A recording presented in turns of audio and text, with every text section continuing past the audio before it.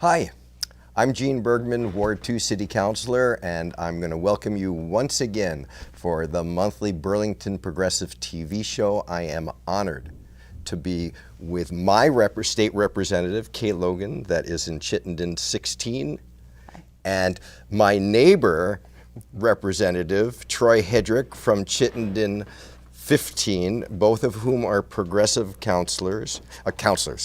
This is obviously incorrect. State representatives, and we're here to talk about the legislative session. We're here to talk about its relationship with the issues that we've got in Burlington, facing Burlington, and perhaps we'll even be able to touch on and what it's like to be a legislator in a citizen legislature. Because, you know, like you, like me, and like anybody else, we're just folks here. It's not a professional thing. So, welcome, and let's just start with you, Kate, because you're right next to me, saying a little bit about yourself, the district, because this is going to be for broad publication, and yeah, we'll start there, and then we'll move it on. Great. Thanks so much, Gene. My counselor. I'm Representative Kate Logan. I represent the Chittenden 16 district. That includes Central Old North End and downtown Burlington. This is we're wrapping up the end of my first term in office. I was I was elected in 2022 and took office in January 2023. And we're just now wrapping up the end of the 2023 to 2024 biennium, and then I'll be running for re-election this summer and fall. I'm happy to hear that. Yeah. I serve on the House Committee on Environment and Energy.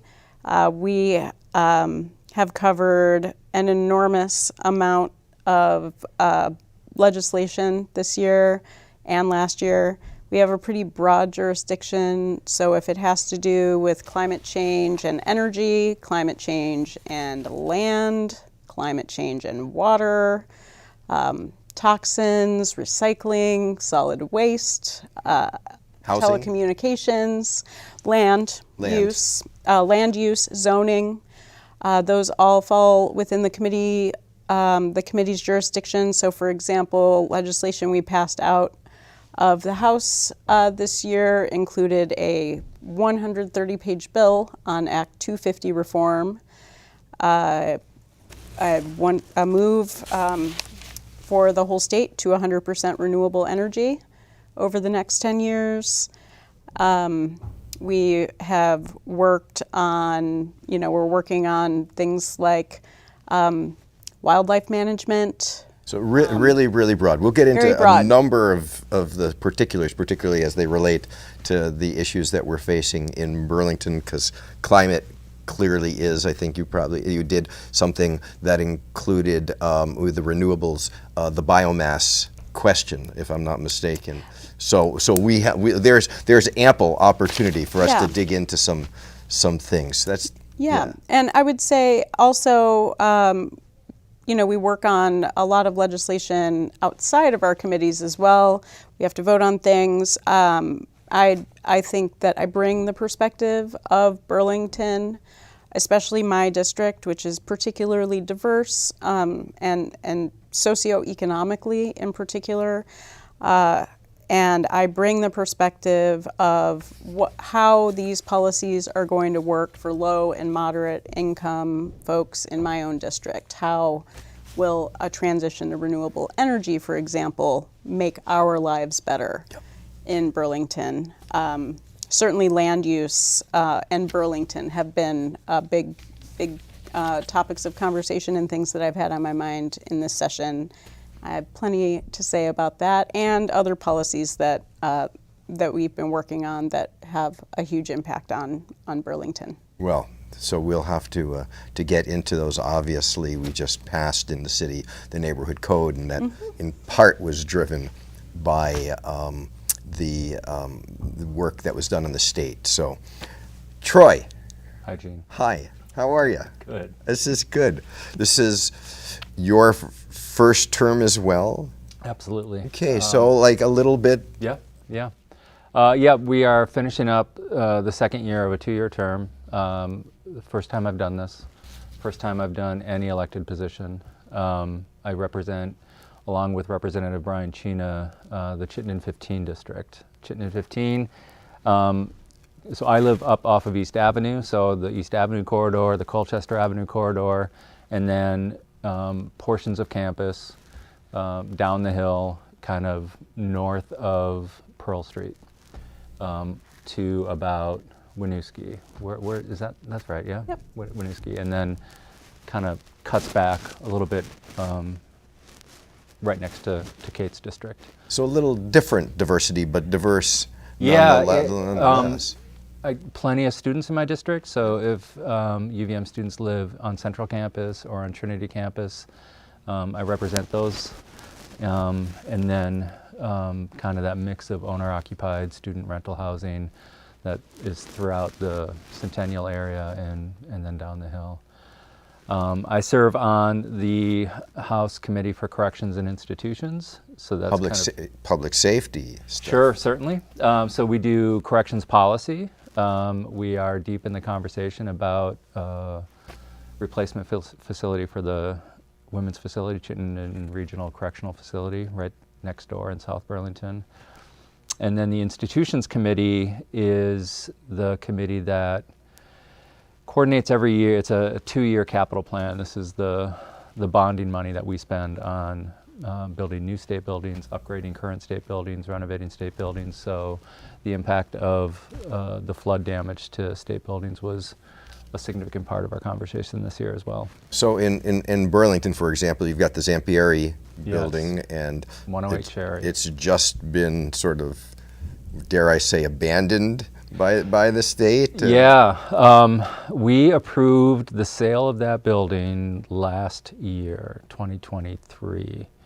And that was after some debate about whether or not we wanted to refurb it. And then we gave the city right of first refusal to buy it, and they didn't at that time want to buy it. And then we had to find room for all the state employees that were in that building. And then most recently, it was utilized temporarily as a shelter for the unhoused.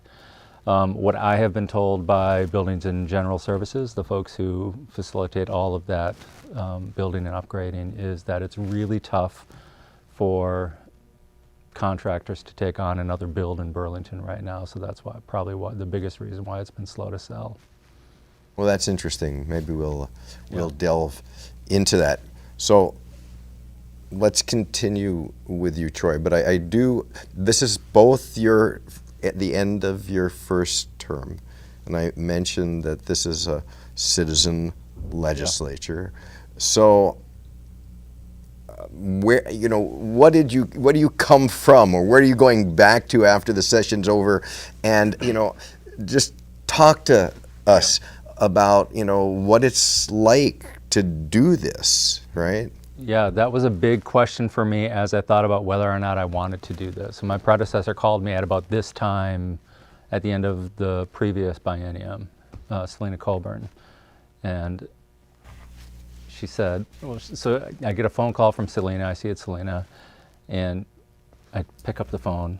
I was like, "Hey, Selena," and she said, "Hey, I just wanted to let you know that I've decided I'm not running again." And my initial reaction was, "Wow, are you calling all your constituents? That's So kind." nice. And then I suddenly realized I was being pitched.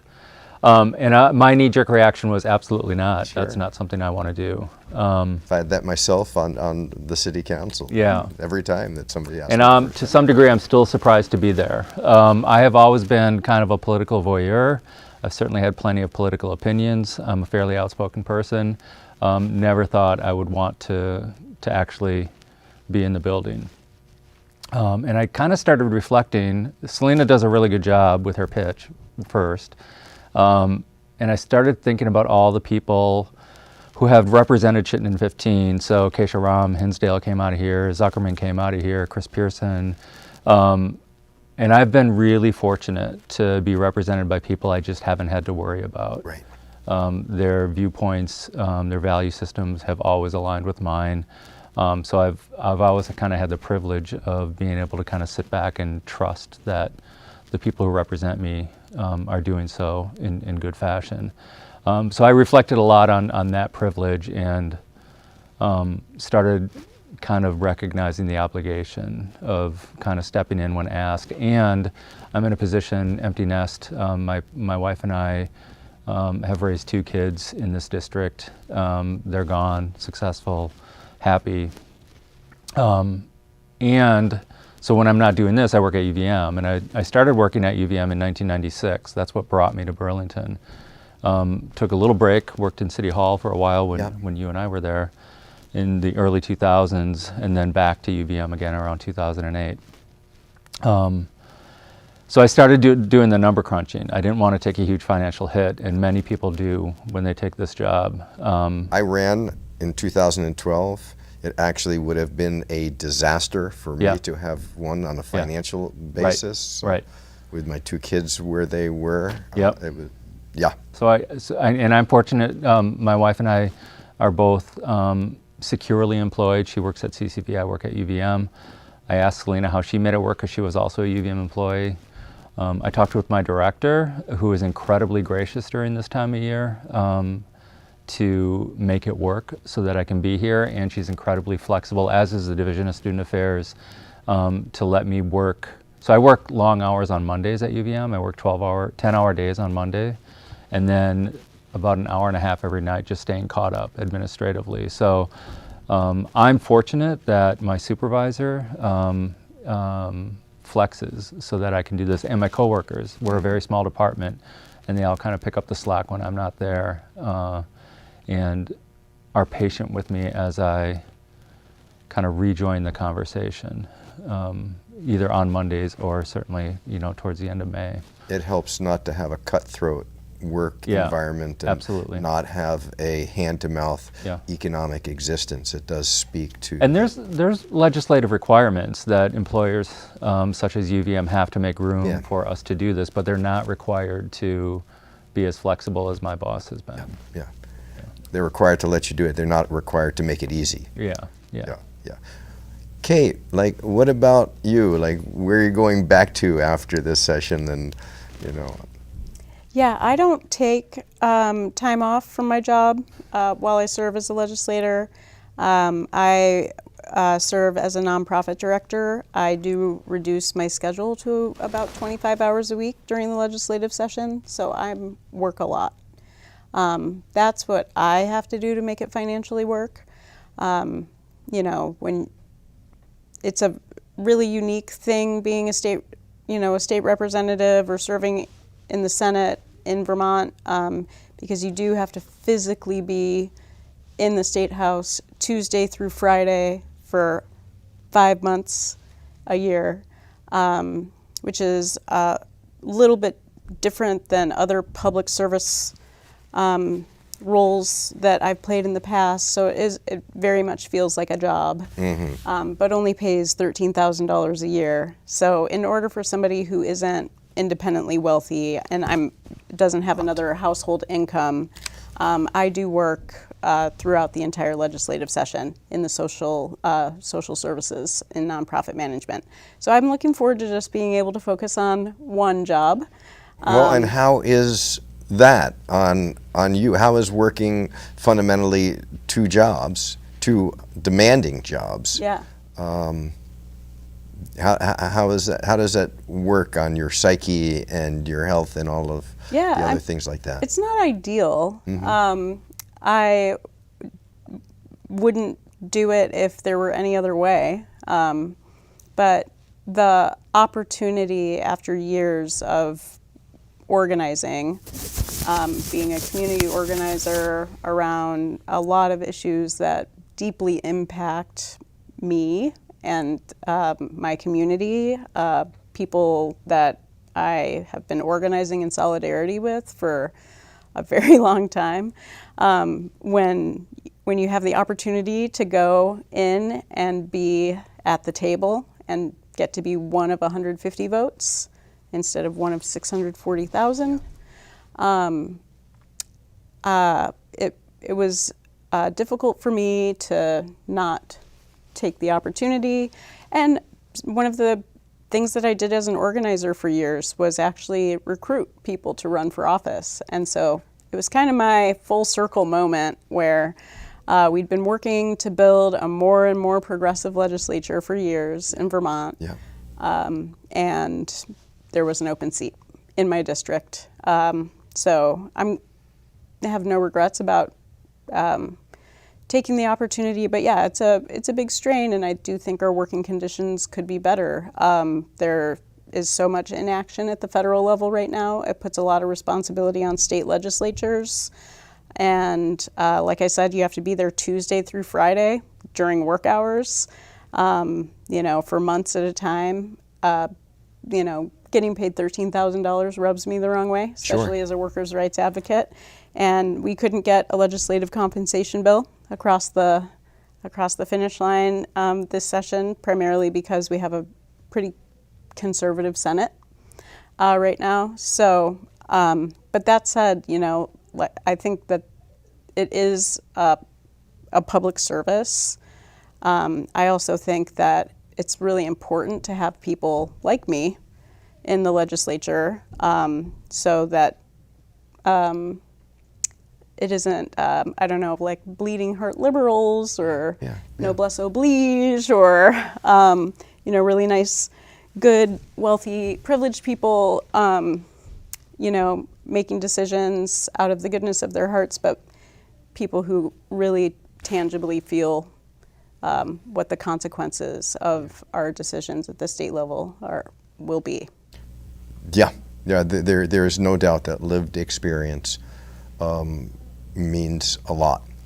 And I always found, because I come from an organizer, an activist background too, that it was pretty different to be seen and to accept that I was a politician. And that crossing of that threshold was not easy for me, but I do admit that I am a politician, and there are aspects of it which actually, they're okay for me. But speaking of things that tangibly affect people's lives, no secret we have a housing crisis in the city of Burlington.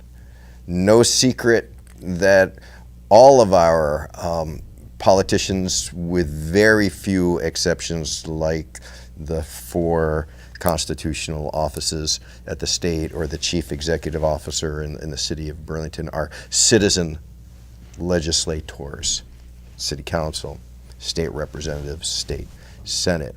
And we have a housing crisis, and the representatives of the citizen representatives of the people of Burlington put forward to the people of Burlington 2 years ago, I believe it was, might have now been 3, a proposal for a just cause eviction charter change. And it has been sitting, languishing, right, as if nobody cares down there what the people of Burlington thought about, what we need, what people are going through. I can get myself really angry, so I should stop getting myself angry about that and just ask, what the heck is going on that we cannot get something as fundamental as a just cause eviction law that the people of Burlington want in our charter? Kate, you got any ideas? Troy, you got? Can I do history and you do current? Absolutely. That would be status? great. Please do. All right. So that was passed, if I remember right, before we were legislators. I think it passed in 2021. And it passed by a pretty good margin. I think 65% of the voters said, yeah, we want just cause eviction statutes on the books. So then any city charter change has to be approved by the legislation. So they attempted that. And it passed the House. and it passed the Senate and was then vetoed by the governor, which means we have to override it by 2/3.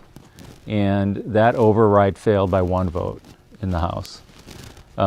Very dramatic. I remember watching it. I remember being glad to have voted on it and hopeful that some tenant rights were on their way.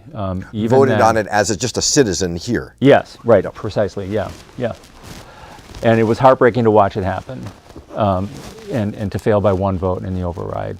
And to me, charter changes, and I said this on the floor recently because we placed an amendment on a current bill that failed. To me, charter changes should be no-brainers. To me, and with this one especially, a clear indication from the voters of Burlington that we want just cause eviction. To me, I don't think the legislation should stand in the way to any significant degree unless it's going to cause harm to the rest of the state. Since then, Winooski has passed, Essex has passed just cause eviction, Montpelier most recently with this town meeting day, and there's one more. I think it's in southern Vermont. Anyway, right, there's a clear indication that plenty of towns and cities are anxious for this legislation. And we are, and now the Mayor Mulvaney Stanek was a rep up until April 1st. Did an amazing job, along with Taylor Small from Winooski, of the leader and the co-leader of the Progressive Caucus in the House, of keeping the pressure on to the leadership in the House that this is still something we need to pass. We've got a supermajority. We've probably got the most liberal block of voters in the House that we've ever had. Why are we not giving this another shot? And we are repeatedly told that we want to wait until we can create statewide policy on no-cause eviction. And then as recently as the moment I was introducing an amendment to a bill that I can mention here in a second, are simultaneously told it's really hard to pass statewide policy. And then you've got these 5 communities who are just waiting for their charters to pass. So it's frustrating. It's incredibly frustrating. And I don't think we're serving the voters. It gives a lie that we believe in local control. Right. Precisely. I mean, how can anyone say with a straight face that they believe in local control when you've got this thing? Yeah.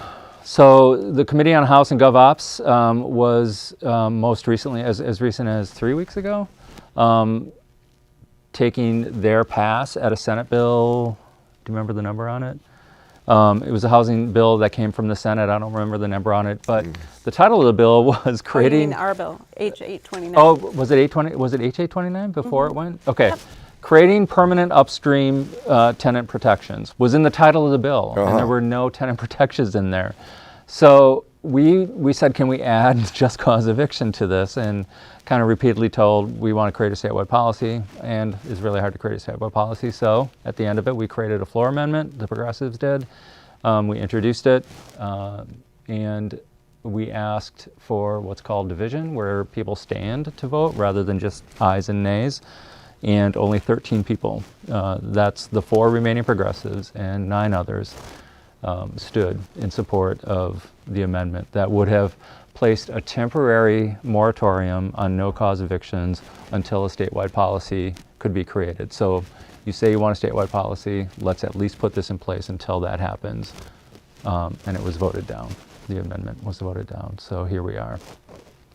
And that, yeah, but I think Kate probably has more information about why our charter change remains on the wall of the Committee for Gov Ops. Because obviously, if you say you want a statewide policy and then you don't pass, when given the opportunity, a statewide policy, then there should be no reason why you don't let the people who want it and who voted for it have it done. So, yeah, and I know that the reason that charter changes have to go through the legislative process in order to be passed is to create checks and balances. I mean, you could imagine a scenario where a municipality in Vermont might pass a charter change that we are very opposed to. On on moral grounds, and the legislature could then step in and prevent that charter change from coming to fruition. You could imagine similar things with school boards. The state policy has the opportunity to prevent bad policy from being passed. However, in this case, I think what we're really up against is that, again, we're a citizen legislature. We are made up of people who can afford to serve in office in general. Like I said, it's a struggle for me financially as a single parent to be able to serve in office, which is why I work 25 hours a week during the legislative session. But I don't own property, and I'm one of 3 people in our entire legislature who don't own property. 3 out of 150? 80. 180. Yeah, 3 out of 180 Whoa. who don't own property.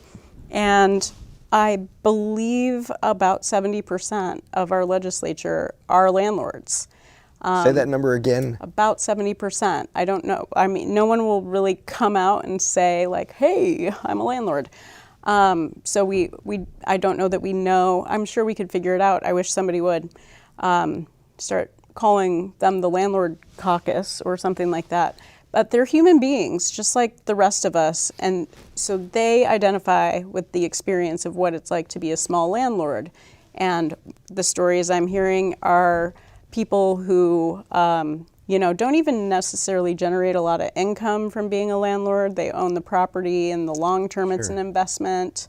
But then have the misfortune of getting a bad tenant who does need to be evicted, and then it taking 18 months to complete the eviction while they're getting absolutely no income from that property. So they're I've heard stories from my colleagues about losing $100,000 to $250,000 over a year or two due to a difficult tenant and difficulty getting a tenant evicted. So that's real.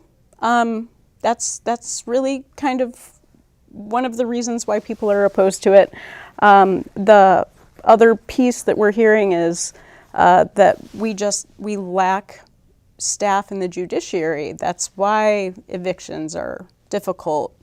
And so we passed a bill this year to create new revenue to staff, to provide more staff in our judiciary branch so that we can clear out a backlog of cases, some that have been lingering for up to 3 years. In both civil and criminal court and family, like throughout the whole court system? Those are great questions. I actually don't know that I could answer you, but apparently this bill that we passed was, from what I've heard from leaders within the Democratic caucus, one of the steps that some of their caucus members felt needed to be taken in order for them to be supportive of a just cause eviction statewide policy, which is what they're aiming for. They do say so they say. Yeah, that's what they say.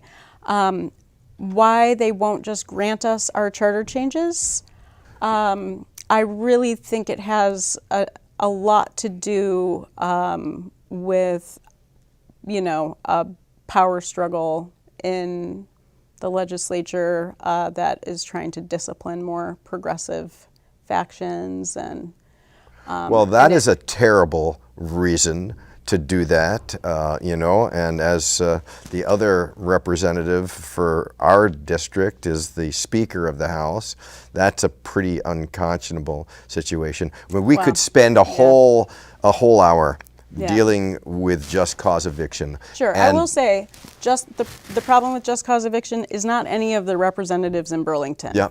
It is a lot of representatives outside of Burlington. And there are 130 of them, 130 plus of them, and less than 20 of us. Forgive my ignorance for saying that, that's what the prerogatives of power that go with a speakership and a whip and all of that stuff. So I personally have a hard time buying that if the Democratic leadership really felt that this was important, that we couldn't get over the hurdle. But be that as it may. Well, they didn't last time. They didn't. By one vote, though, and it would be Right. okay. You know, like, And I don't think I think we have better numbers now than we did then. Right. So- At least in the House. At Yeah. least in the House. yeah. Yeah. And it didn't even get to the Senate to be able to do the override because you didn't get it in the House? Or, It didn't come up for a vote. no, I'm talking about No, when it the lost. override. I'm trying to think of where it would have been overridden first, and I don't remember. Okay. Oh, I think the Senate has the votes. To override. It's one of the strange places where the Senate is not terrible. So we could come back, maybe we will have to come back and talk about just cause eviction. It seems outrageous to me for every reason, including what I think from my own experience as a city prosecutor, as a small landlord, as somebody who worked in the civil court, to be bogus arguments against them, even the small landlord case. But be that as it may, because we could get locked in, and you have other things that you're working on that are important to talk about. So rather than me pick something, you know, we've got a host of things: climate, safety, taxes, housing. Talk to me about one thing that, you know, that comes right to your mind that is important for us to be sharing with folks about what's going on in the legislature now. Yeah. I have a couple things. I do think Couple of things. I do think it's important to talk about taxes. I'm sure that folks are concerned about the property tax increases that we're experiencing, and we did, I believe, as much as we possibly could do to relieve the pressure of property taxes. What were those things that you did, for example? We just this week passed out what is called the yield bill that determines, you know, our property tax rates and other revenue sources that are going to contribute to the education fund. And we created two new taxes in the yield bill, a tax on streaming services that similar to a tax that you might get on your cable bill. Less people are using cable, less people are using telephones. So a tax on streaming services, cloud services. And then what was the other? Short-term rentals. Oh, yeah. A 1.5% add-on to the Yes, so hotel fees. A 1.5% surcharge on short-term rentals. So in addition to the Paid for by the renter, not the property owner. oh right, it's on So it's top part of of the the- rooms part and of the meals bill, right, tax. okay, It's, yeah. it's on the retail sale. We've got a local Burlington, I think we're charging it under the gross receipts tax. Yeah. This will not affect that, or will not Well, it'd be on top of that. be on top of it. In other words, Yeah. you're not going to So- take away that. You haven't It was 9%. proposing Oh, taking we can't away. do 9%, that. right. Yeah, we That- can't do that. Right. Well, you could, but you shouldn't. But so we added 1.5% for short-term rentals on top of all the other taxes and fees related to short-term rentals for the person who is a short-term renter or a guest, and then the cloud tax. So that relieved a little bit of pressure. Our larger revenue approaches that the House passed out this year were rejected by the Senate, who are preparing to pass a budget that doesn't look terribly different than Governor Scott's tomorrow. But property taxes, you know, we face a pretty severe demographic challenge in our state. We do have progressive property taxation. We have a large number of single-family homeowners who are more moderate incomed, pay less in property taxes, and then we have up to 20% of our residential property is second homes, which means that the property taxes for those properties are not going into the education fund. So we have, we have 60% of Vermonters paying most of the education fund. And education costs keep going up. And can I just add that the way Vermont funds the education fund is a little unique. It's incredibly complicated, so this is an oversimplification, but it's really a marriage of kind of state policy and local control, right? So the local school districts decide on their budget, and once those are approved, the state has to fund them, right? So we are obligated to come up with a yield bill that we just passed yesterday, right? We have an obligation to make sure that the budgets that are passed at the local level are funded. Mm-hmm. And we do that primarily through property taxes. And this year, as everybody knows, property taxes were really set to take a pretty significant hit. And that's a combination. Education. Yeah, and that's a combination of a few things other than school budgets. So once that kind of all settles in, like I said, we have an obligation to pay for it. And I will say I am incredibly proud of the work that this year's Ways and Means Committee put into finding alternatives so that the property tax burden wasn't so significant. Mm-hmm. And I don't think a lot of people understand that when our property taxes are increasing, especially as it relates to the education fund, it really is a response to the requests from the local school districts. And so similarly, very proud to be from Burlington, mm-hmm. a place that recognized the increase in our school budget right. and voted affirmatively for it. As we're taking a hit with the new build, right? Yeah. With the bond that's coming due for the sure. new high I mean, school. Yeah. yes. So Burlington voters, we support education, and so it does mean that we are going to be paying more in property taxes, and it's going to take a few years to figure out how to relieve that property tax burden from folks, and it's going to have to take a lot of creativity, and it's also going to have to take a lot of political courage.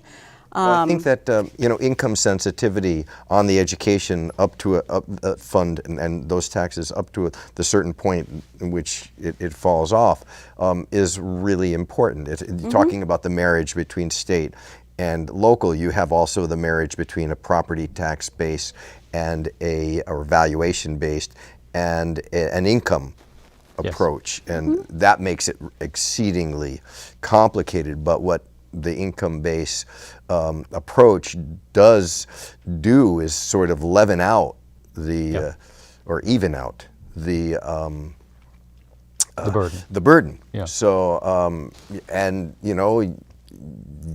you got to have a high school in the city right. of Burlington, Absolutely. And so you got to pay for it. Yeah. And And as we start talking about suggested alternatives to school consolidation and closing small town schools, we have to think long term about what that means, because people do not move to communities where there is no school, right?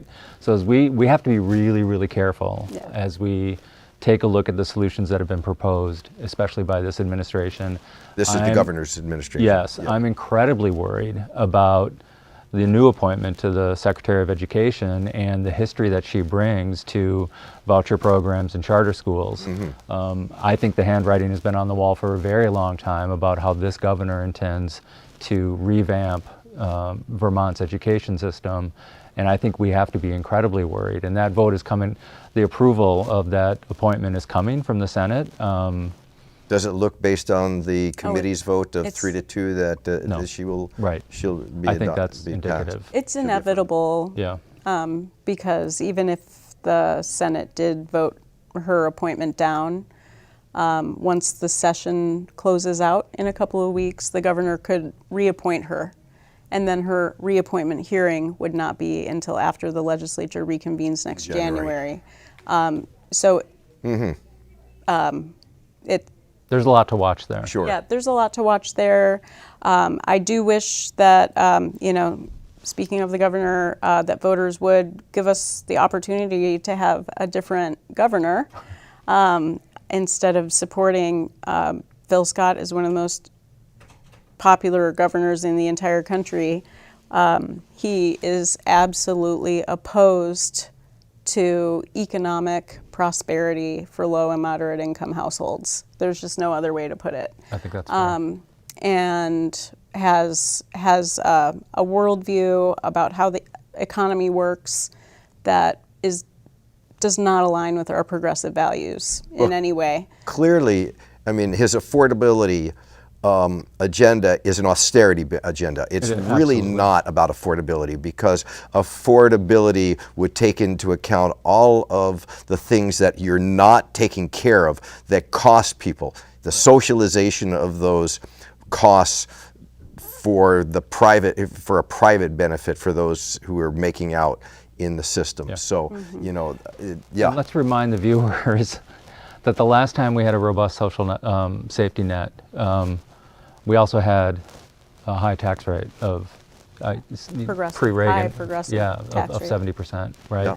So the way we do that, the way we create those robust social safety nets, is through taxation. Yeah. So yes, I mean, I was just reading in the 7 days this week, taxing work about Emily Kornheiser, the Ways and Means chair, and her sponsorship of this bill to tax high income H829. Yeah. The same one where we were Trying to get renters protections. we're trying to get renters protections.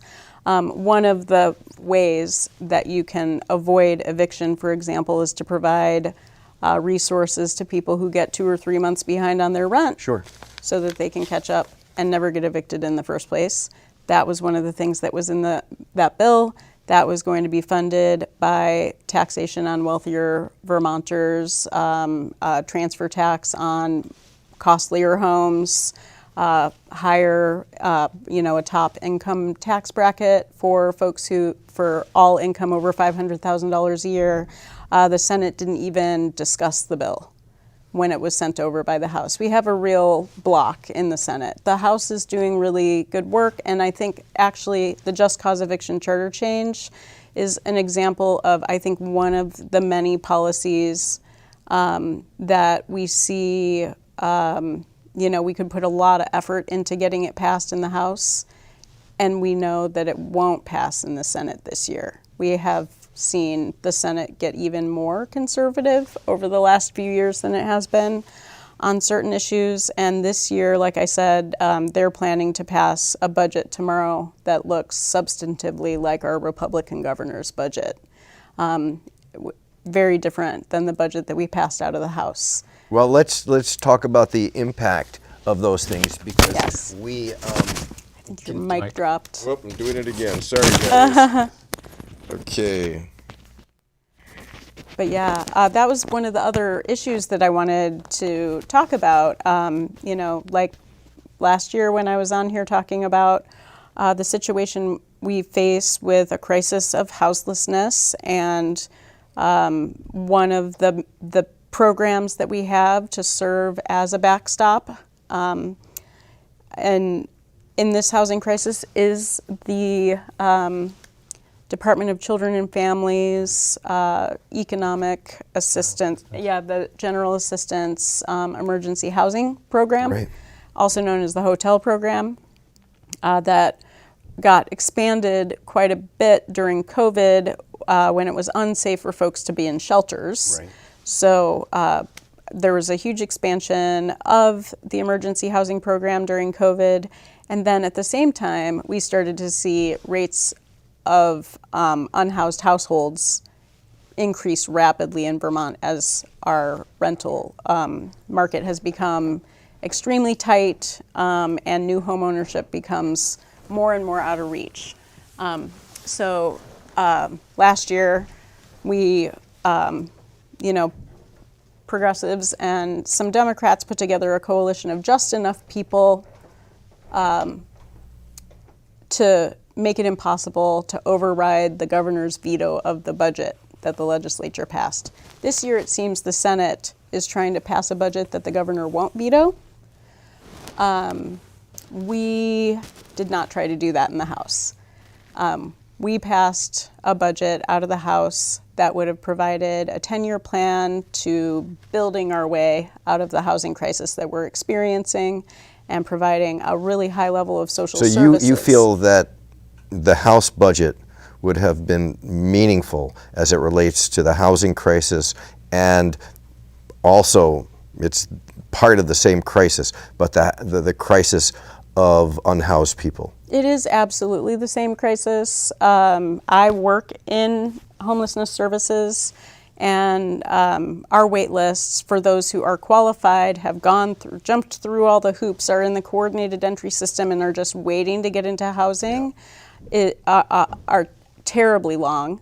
And then the amount of time that it takes somebody who has already jumped through all of the hoops, who is currently homeless,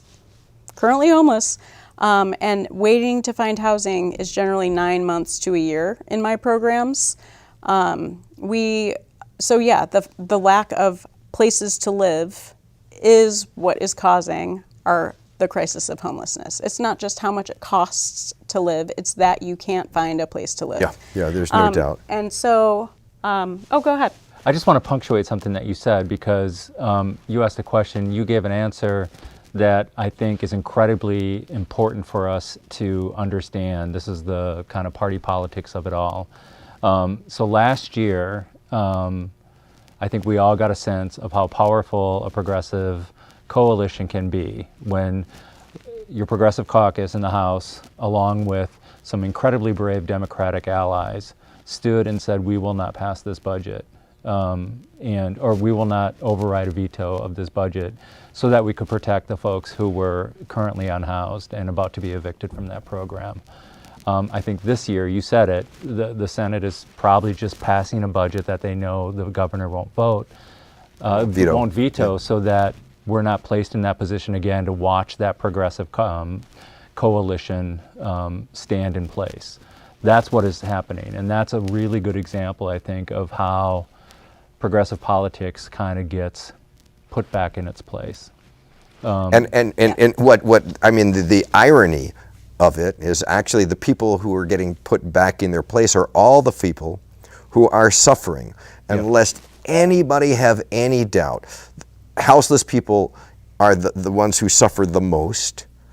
People who are at the edge of affordability, who are working hard and still can't afford the outrageous rents here in Burlington, $1,200 or what have you, and then you've got all of the other people that suffer. So when somebody, in my mind, complains about how unaffordable it is and how unsafe it is, in our downtown, and complain about all the problems with the downtown in Burlington and the store owners, this is a direct result of a failure to house people, to fund these programs, to deal with it. And then we somehow think that if we engage in austerity, that magically somehow it's going to all be affordable, and you're going to have all these people come and shop in your place and work in your restaurants. And they're making it illegal to be poor. They're making it illegal to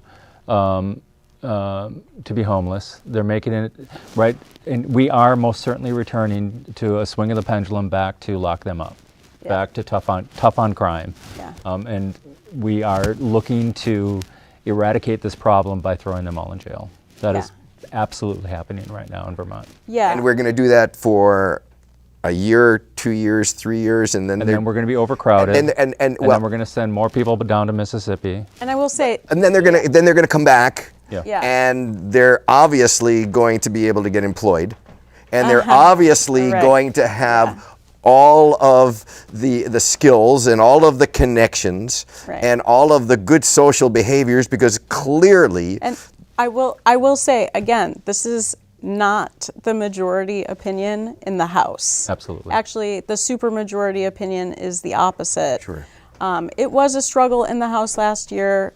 Like I said, people come from a very different background than somebody who's unhoused in the legislature. Yeah. These are not people who struggle financially in general, and have never experienced anything close to housing precarity.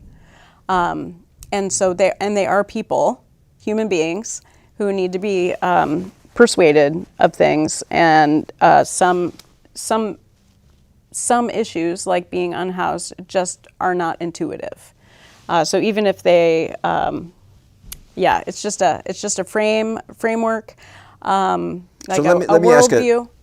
Well, anyhow, what I'll say is that we confronted that in the House last year in, I think, a very powerful and meaningful way, and our colleagues came along with us and were persuaded. And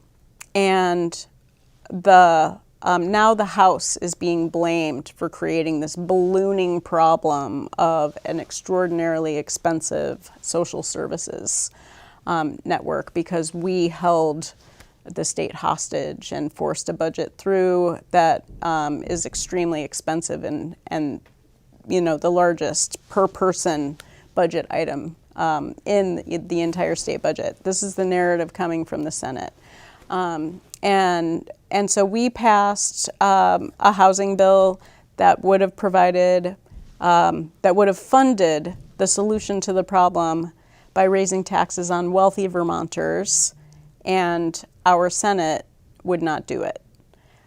So that's the political situation that we're in right now. I say all of this because I think we need to be prepared for the reality that we are likely not going to get a budget passed this year that is going to keep everyone housed in the GA emergency housing program who is currently there.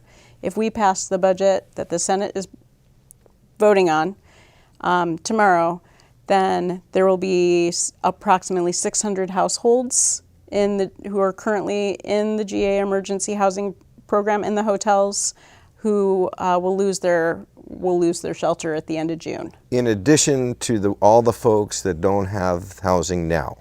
Yeah, in addition to everybody who's waiting. So all of the crises that we see that people complain about, Well, and those folks aren't housed. Those folks are also homeless. Right. No, exactly. That's the point. I mean, Yeah. I get constituent communications, Yeah.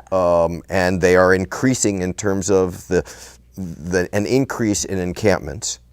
Right, and it's like, so what are we supposed to do? Yeah, Crimes of desperation. And yes, Yeah. most definitely, and Opioid use. Yeah. all sorts of reasons why We're gonna people become, asocial or have issues with sociability. It's a compounding. And on top of what we're experiencing now, I think we say, folks, you're telling me that under a budget that will be supported by the governor and being promoted by the Senate, that there'll be an extra 600 households, which means there'll be more people in them who will be added to that. And we know Potentially, yeah. that if we pass that at least a plurality will be in Chittenden County, and that is Rutland County, likely to be in our fair city. Because where else are people going to go? People go to Yeah. places where there are services. And other people, So, and yeah. why wouldn't they? Why would Yeah. any human being Yep. not do that? To blame people Yeah. for coming here and to somehow think that magical thinking. Right. And you're going to see people trying to get into Memorial Auditorium to live. You're going to see people trying to get into 108 Cherry, the Zampi area building to live. You're going to see that is the blight that people complain about. Sure. Is a direct result of Austerity, of a failure to fund and to have people, if we look at ourselves as a family, to have the people in the family who are most able to carry the heavier load. Yeah.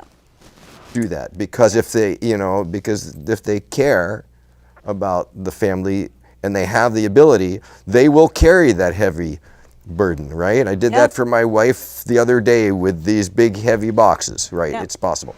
So we are closing in at the end. Believe it or not, it's amazing that you can take an hour and talk about like four talk things. about public safety. And We haven't talked about climate. We haven't talked about so land okay, use. so give me 2 minutes each on one of these things we haven't talked about. Troy, give me something. Public safety, like I said, the pendulum most certainly is swinging, and it's starting with the administration and funneling through the Senate on returning to a tough on crime sort of mentality.